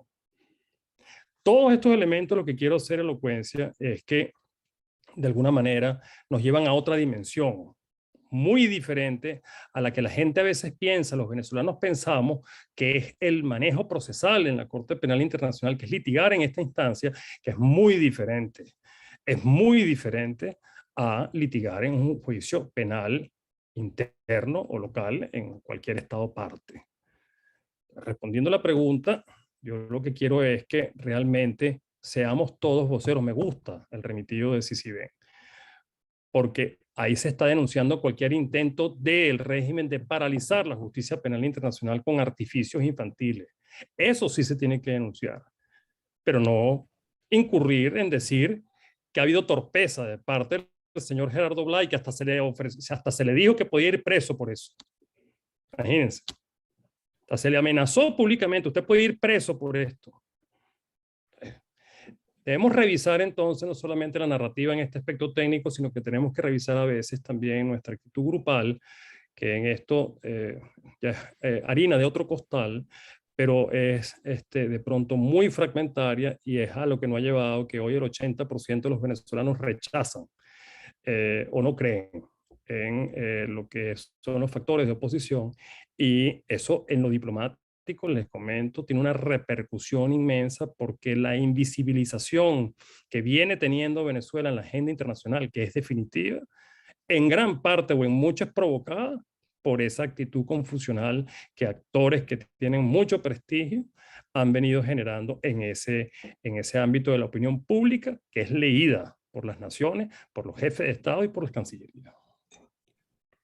Oh, gracias, Orlando. Creo que esa reflexión tuya es bien oportuna, bien importante y nos hace ver pues, que el camino no es fácil y en mucho somos nosotros mismos, los venezolanos, los que no hemos aportado y los que estamos con la democracia y estamos con la justicia, no hemos aportado todo lo necesario, ni hemos conciliado, ni hemos querido entender. A veces son los protagonismos los que lamentablemente pues, van poniendo las dificultades y las piedras en el camino. Queda abierto el derecho de palabra. Creo que vamos llegando al final. Bueno, Ahí la hay una reflexión no- pregunta. la reflexión no era para que ¿Ah? todos se quedaran callados, No, ¿no? pues, nos dejaste callados, creo que más reflexionando. Miguel dice, la divergencia es natural en estos procesos largos y complejos. Sugiero tener cuidado con demonizar a quienes opinan en contrario, calificándolos de estar desinformados. No olvidemos que nuestros propios representantes políticos son parte del problema en este mal comunicar. Falta de preparación, falta de equipos, intereses inconfesables. Estas preguntas son las que abonan espacios a quienes opinan sin base alguna, ya que cualquier tesis medianamente expuesta tendrá eco en la opinión pública. Felicitaciones a todos por esta reunión, dice Miguel. ¿Algún comentario? No comments. No comen. Ok, perfecto. Entonces, mis queridos amigos, vamos llegando hacia el final. Saludo a Luis Corona, que se conectó desde Nueva York. Anda de viaje, nuestro director de estrategia, y aún desde allá pues se ha querido conectar, lo cual nos alegra muchísimo. Vamos a ceder la palabra a nuestro presidente, pero antes a Orlando para cerrar. Quisiéramos escuchar de Orlando pues, las palabras de reflexión final sobre este tema importante que nos ha congregado y luego las palabras de nuestro presidente con las cuales estaríamos cerrando nuestro encuentro de hoy e invitándolos para el próximo jueves. Bien importante que estemos todos. Yo quiero invitarlos a todos a trabajar un poquito en estos días. ¿Cuáles son las conclusiones que debemos sacar de las reflexiones que hemos escuchado hoy de Orlando y de las de los otros expositores? ¿Cómo se puede traducir esto en políticas, en acciones, en iniciativas de CICIBEN y de otras organizaciones o personalidades para hacer efectiva la justicia internacional? Como que nuestro trabajo el próximo jueves será este. Ahí no hay un ponente formal como tal, vamos a escucharnos todos, vamos a conversar todos en relación a esto y hacer nuestras proposiciones por escrito o verbal. Entonces, preparémonos y hagamos una especie de resumen de lo que han sido estos 9 encuentros que queremos que el próximo jueves ya queden perfectamente concretados. Al reiterar mi gratitud a Orlando, le cedo la palabra y luego de Orlando a William. Orlando, gracias por haber venido. Mira, ¿cómo no hay No. formal? ¿Y Diego Arria no va a estar ahí? Claro, por supuesto. Pero Él va a estar allí. como dijiste que no hay un ponente formal. Con Diego Arria vamos a cerrar el encuentro. O sea, la idea es precisamente que hagamos un resumen de los protagonistas, vamos a hacer todo, vamos a dar nuestras ideas, vamos a ver, ahí está Juan José Munzán que ha estado en todos los foros con nosotros. ¿Qué nos puede decir Juan José Munzán? Vamos a escucharlo el jueves, que nos dé ideas de cómo podemos hacer. Y lo mismo cada uno de los que hablaba antes de Oscar Silva, que por cierto nos agradecía el recuerdo de su cumpleaños, que ha estado durante los 9 encuentros. ¿Qué nos puede decir? O sea, que cada uno de nosotros podamos decir cosas concretas de acciones a tomar. Bueno, Orlando, te cedemos la palabra ya para... Yo quisiera, sí, yo antes de terminar, voy a comprometer a mi jefe de despacho que está aquí, al ingeniero Álvaro Briceño, quien por cierto por muchos años fue presidente de Amnistía Internacional. Maneja también muy bien estos temas y es quien se encarga en la embajada nuestra en Canadá de ver muchas de las cosas que ustedes han visto en defensa de los derechos humanos, que nos brinde más bien él su reflexión con la óptica canadiense para que ustedes vean a veces el gran gap, la gran distancia que hay entre una óptica nuestra y la óptica de un país que se califica de champion de human rights. Entonces, si ustedes me lo permiten, quisiera por unos breves segundos o minutos que Álvaro, por favor, hiciera una reflexión compartida aquí en el foro. Gracias, Orlando, por supuesto. Álvaro, te escuchamos. Okay, bueno, en principio, gracias y es un honor estar acá. Realmente me siento que estoy aprendiendo y que estoy siguiéndolos a todos. Bueno, yo creo que la gran reflexión que tenemos que hacer aquí es que más allá de lo que ha significado hasta el momento el esfuerzo con la CPI, y un poco, Orlando sabe que estoy todo el tiempo en el tema de escenarios, es nosotros prepararnos para lo que todos hemos querido que aparezca, y es que, ¿qué vamos a hacer nosotros? Aunque casi que es otro tema diferente al de hoy. ¿Qué vamos a hacer nosotros si apareciera ese cambio de fase? Ese cambio de fase debería venir acompañado de una percepción, al menos, de un escenario diferente. ¿Okay? Yo creo que hay que prepararse para eso. Eso puede tener impactos en muchísimas áreas, ¿ok? Y esperamos que efectivamente tenga impactos en muchísimas áreas. Entonces mi invitación es más como a que, bien, ya ustedes evaluaron la reunión de hoy, pero que pensemos en the day after, ¿ok? ¿Qué pasa después, ¿ok? Y ahí yo sí creo que hay un trabajo absolutamente inédito, ¿ok? Porque Venezuela no es que ha pasado por una investigación en materia de crímenes de lesa humanidad de sus autoridades, la cantidad de cadenas de mando, gente, etcétera. No es que este es el tercer proceso nuestro. No, esto es inédito. Ninguno de ustedes, con todos los años que podamos tener de experiencia, ha pasado por algo así en su país, ¿no? Bueno, creo que es un reto para el que hay que prepararse, ¿ok? Creo que honestamente no estamos preparados, ¿ok? No he visto una sola idea, honestamente, sobre esto. Y sí creo que es un reto además muy bonito. Y un reto de diseño. ¿Qué hacemos? ¿Cómo va a impactar eso sistémicamente al sistema de justicia, al gobierno, a la representación del gobierno, a la legitimidad del gobierno, a la legitimidad, digamos, de la oposición, etcétera, etcétera, etcétera? Es una invitación que les traigo para que la metamos en lo que son las próximas tareas. Y gracias por permitirme intervenir. No, gracias a ti, Álvaro, y te invitamos para el próximo jueves, pues nos gustaría muchísimo escucharte, porque justo vamos a trabajar el tema, vamos a ver qué cosa vamos a hacer. Y yo creo que sería bien importante tenerte con nosotros en ese momento. Orlando, gracias. ¿Algo más para finalizar? No, yo le cedo la palabra al Torbellino, que ya lo veo inquieto y sé que viene con su esencia de ventiscas a responder y a reflexionar. Le doy las gracias a todos por este grato evento y cuenten conmigo el jueves y cuenten conmigo en Canadá. Los que quieran venir a Canadá buscando visa de turista, visa de cualquier cosa que necesiten, no me llamen, por favor, porque es algo complicada la cosa. Adelante, Torbellino. Gracias, Orlando. Antes que William abra su micrófono, déjame decirte, Orlando, que Jorge Espinosa nos escribe en el chat: mucho gusto y un placer oír a Orlando en lo que respecta a la justicia internacional, el proceso para condenar a estos bandidos, asesinos y etcétera, etcétera. Gracias, Jorge. Gracias, Orlando. Gracias a todos por haber venido. Escuchemos entonces a William Cárdenas. Con sus palabras daremos por concluido este 9º encuentro, reiterando la invitación para el próximo jueves. Como lo recordaba Adolfo, tendremos a Diego Arria para cerrar ese encuentro del jueves, pero previamente a los protagonistas pues vamos a hacer todo. Queremos escucharnos, queremos oír las proposiciones, las ideas que traemos. Gonzalo Guerrero, vete preparando, trae tus ideas ahí anotaditas. William, adelante. Bueno, muchísimas gracias. Paciano, muchísimas gracias una vez más por tu...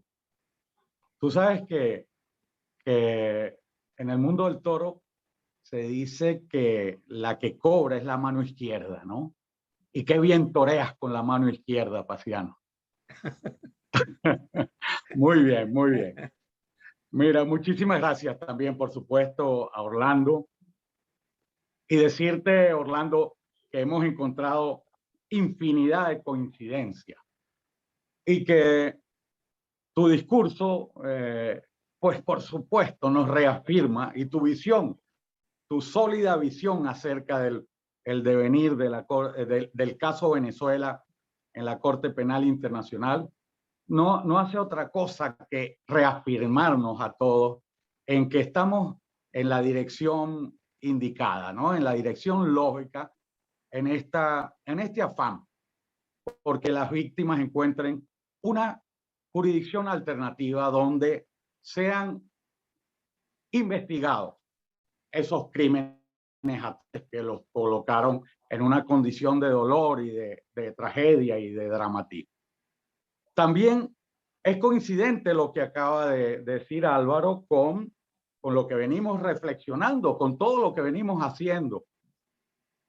Hemos hablado que estos foros eran foros de reflexión, pero que al término de ellos venía la acción. Tenemos que prepararnos para la acción. Y la acción puede llegar en cualquier momento, como efectivamente Álvaro lo señalaba, ¿no? Y la acción tiene que agarrarnos preparados, ¿no? Tenemos que estar capacitados para tener músculo y respuestas lógicas, bien racionales y bien pensadas acerca de un problema que efectivamente es inédito. O sea, esta corte es 20 años tiene la corte, ¿no? Y son muy pocos países los que han estado en estas circunstancias, pero también son muy pocos países los que han sufrido lo que ha sufrido Venezuela. Es que a diferencia, ya en uno de los foros se apuntaba a esto, ¿no? Creo que fue Blas Imbroda el que lo apuntaba, ¿no? Y ya nosotros lo habíamos comentado con anterioridad. A veces en la corte se conocen casos que ocurren por conflictos puntuales de 2, 3 meses de duración, de 2 años de duración, de 4 años de duración.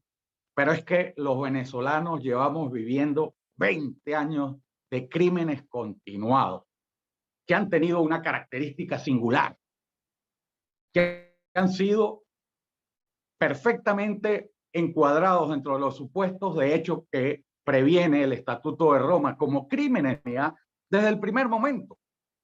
Y por eso fue que nosotros aquí no tuvimos ninguna duda el año 2003 denunciar a Hugo Chávez Frías y a 26 de sus colaboradores en una querella que se presentó en la Audiencia Nacional como responsables de crímenes de lesa humanidad. O sea, nosotros sabíamos de qué estábamos hablando. Bueno, pues esa extensión le da unas características muy singulares a este caso. Ahorita estamos sujetos a un marco temporal que insinuó la señora Bensouda del año 2007, los estados parte que denuncian del año 2014, pero es que hay crímenes realmente oprobiosos y terribles que ocurrieron en años anteriores, ¿no? Entonces nosotros tenemos que trabajar para tratar de que ese marco temporal se amplíe y para que se amplíe también el marco material, porque la señora Bensouda en diciembre del año pasado había dicho que sí, que se habían cometido 4 tipos, que en Venezuela los crímenes de lesa humanidad que aparentemente se habían cometido, pues estaban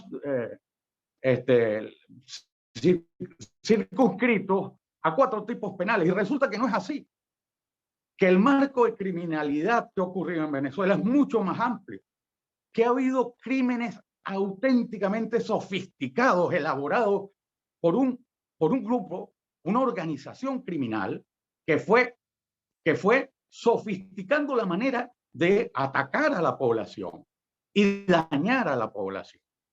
Entonces, toda esta visión la tenemos que ir, le tenemos que ir dando forma para cumplir por lo menos con nuestra responsabilidad. En La Haya, ellos ya decía Karim Khan en el discurso de posesión de Karim Khan, que fue un discurso ante la fiscal anterior y ante el presidente de la Corte y ante la presidenta de la Asamblea de Estados Partes, fue clarísimo. Dijo lo que decía hace un momento Orlando, lo de la prueba del pudín. Él dijo, no, estos exámenes preliminares interminables, nosotros tenemos que acabar con esto, de poner a las víctimas la carga de la prueba, que las víctimas tengan que soportar esa carga. No, nosotros tenemos que comernos el pudín. Y para Karim Khan comerse el pudín es ir a juicio, y que sea en juicio en donde se demuestren los hechos y se establezca responsabilidad. Entonces, esto de ir a juicio, bueno, pues implica que el estándar probatorio cambia considerablemente. No es lo mismo el contenido de un informe de la determinación donde se entrevistan personas y esas personas exponen y ellos y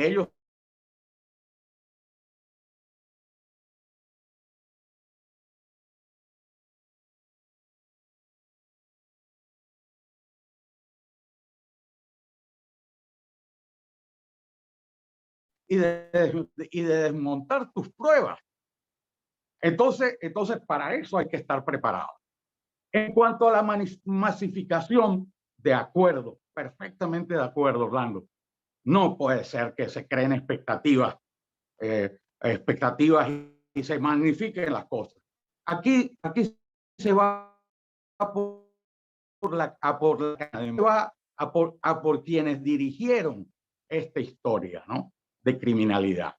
Entonces, lo que sí es cierto es que ya en la corte hay una dinámica y hay una práctica para que tampoco es que cada víctima va a llevar un abogado y el abogado y va a haber, no sé, 100 abogados. No.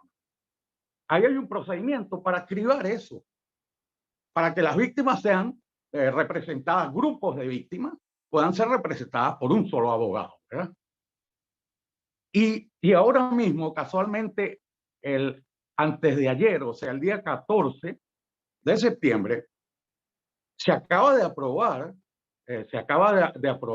en la sala de cuestiones preliminares, se acaba de aprobar el que las víctimas efectivamente tienen derecho de participar en el proceso.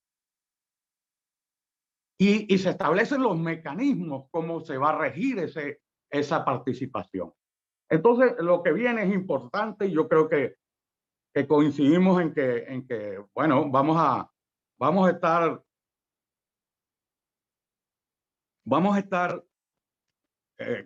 caramba, todo de ser posible con un propósito. El propósito es que sea, como dice Walter, que se haga justicia en La Haya, ¿no? Y me recordó Orlando algo que dijo perfectamente, que es que fue lo mismo. Recuerdo el año 2004, habían matado a Maritza Torregrosa Pascual en la Plaza Altamira a tiro, unos motorizados, ellos a Maritza Torregrosa de un tiro, y yo me entrevisté aquí con Moreno Campos y le dije, oiga, mire, señor, es que esto se está repitiendo una y otra vez. Y el patrón es el que es competencia de la Corte. Me dijo, no. Me dijo, no. En Venezuela no se han cometido crímenes de lesa humanidad. Se han cometido crímenes de lesa humanidad en Colombia, me dijo. Y le dije, bueno, mire, me dijo en Colombia, porque en Colombia se utilizan niños soldados, en Colombia se ha atacado a la población civil. Le dije, bueno, dígaselo aquí al señor Torregrosa Pascual. Tuve que usar ese mismo argumento. O sea, una víctima quiere justicia y no entiende que tú te eleves en la valoración y en la catalogación que ha resultado equívoca, ¿verdad?, de un tipo penal determinado. Entonces, muchísimas gracias, de verdad. Yo creo que ha sido extraordinario, nos ha abierto una cantidad de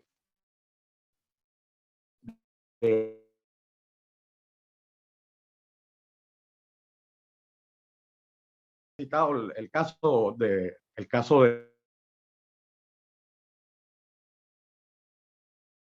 se va a dar en la sala de cuestiones preliminares la ocasión de que casos que habían sido presentados ante la evidencia de hechos nuevos se puedan volver a presentar, ¿verdad? Entonces, todo esto convierte a este intento y a este esfuerzo lo convierte en algo muy importante. Así que yo creo que vamos por buen camino. Yo creo que hoy hemos aprovechado así un día que nos deja una cantidad, nos enriquece el trabajo que estamos haciendo y que nos veamos de nuevo. Quedas invitado, por supuesto, Orlando y también Álvaro a la semana que viene y a que posteriormente entremos en ese trabajo que hemos llamado de acción. Muchísimas gracias a todos.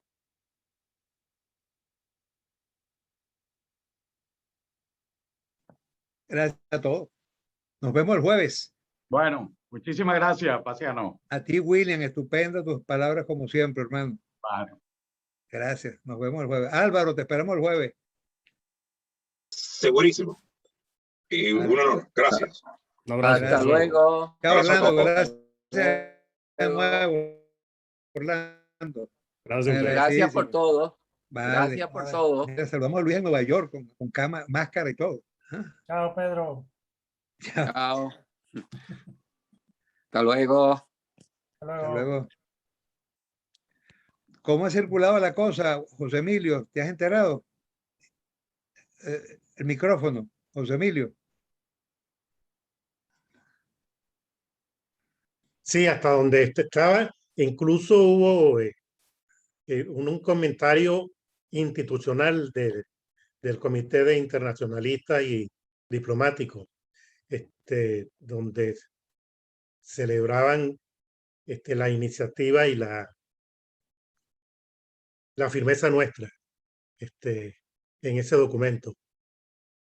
Ah, pues qué bueno. Qué bueno, qué bueno. Bueno, vamos a seguirle dando. Ya, de hecho, me reportaron ahorita los de Benamérica que ya habían hecho todo lo que tenían que hacer. Se mandó por miles de correos, se mandó por nuestras redes, se hizo en vivo a los periódicos que suelen sacarnos las cosas y bueno, vamos a ver cómo... Lo que tengan en Twitter es bueno que lo vayan reproduciendo, ¿no? Retuiteando. Sí, efectivamente. Ya, de hecho, el de Benamérica oficialmente ya salió. Vamos a retuitear. Sí. Es retuitearnos todos, uno y otro. Si lo saca la plataforma, se lo retuiteamos. Si lo saca Walter, lo retuiteamos. O sea, retuitear todos para que se siga multiplicando. Sí, así es. Así es. ¿Walter se marchó? No, ahí está Walter calladito. Abre el micrófono. Está cogiendo gotera, Walter. Estoy aquí oyendo. Usted sabe que uno se tiene que reflexionar y oír. Mira. Yo creo que el comunicado y Vitoco está todavía. No, Vitoco sí no está. Se fue. Vitoco nos había enviado una observación, pero resulta que estaba recogida en dos partes del comunicado ya, ¿no? Entonces simplemente no era necesario incorporarla, ¿ves? Pero muy bien, yo creo que el comunicado recoge una posición que es bastante precisa, ¿no? En cuanto a que, mira, soberanía popular. Yo creo que logramos reducirlo a lo esencial, Willy. Sí, el proyecto Walter era muy bueno, muy completo, pero de repente pues muy extenso. Entonces, creo que logramos un buen esfuerzo de síntesis y las observaciones de todos fueron bien prudentes, lo que ha hecho José Emilio, la propuesta tuya, etcétera. Creo que se recogieron todos. Yo no llegué a ver la de Vitoco, de verdad. Me excuso, pero no la miré. No, esa fue hoy, creo, ¿no? Ah, que llegó a posteriori. Sí, llegó post-mortem. Llegó esta mañana, creo. Sí, esta mañana. Post-mortem. Post-mortem. Ya no había más nada. Mira una cosa, coño, yo la voy a pasar ya el periodista que maneja estas cosas está ahorita de guardia. Entonces,